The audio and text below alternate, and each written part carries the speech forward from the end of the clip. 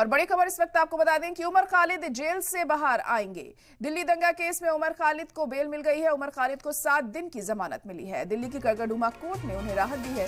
दिल्ली दंगों में शामिल होने का इल्जाम लगाया है उन पर और अब उन्हें जमानत मिल गई है। 28 दिसंबर से 3 जनवरी तक जमानत मिली है उमर खालिद को। जेएनयू के साबिक स्टूडेंट लीडर है उमर खालिद और अब जमानत मिल गई है उमर खालिद को। राजधानी दिल्ली में हुए दंगे में साजिश के इल्जाम लगे थे उमर खालिद पर।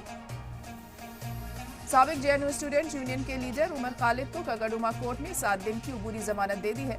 उमर खालिद ने अपने मौसेरे भाई और बहन की शादी में शामिल होने के लिए 10 दिनों की अबूरी जमानत मांगी थी। हालांकि कड़कड़डूमा कोर्ट ने उमर खालिद को 28 दिसंबर से 3 जनवरी तक 7 दिनों के लिए अंतरिम जमानत दी।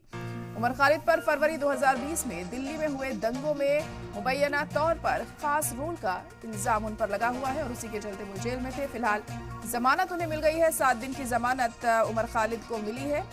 उन्होंने 10 दिन की जमानत की मांग की थी लेकिन कोर्ट से उन्हें 7 दिन की ही जमानत मिली है। तो अब जेल से बाहर आएंगे उमर खालिद। दिल्ली दंगा मामले में उन पर कई इल्जाम लगे थे। भड़काऊ भाषण देने का इल्जाम उन पर लगा था। फिलहाल 7 दिन की जमानत पर अब बाहर आएंगे उमर खालिद। 28 दिसंबर से 3 जनवरी तक की उनकी जमानत है।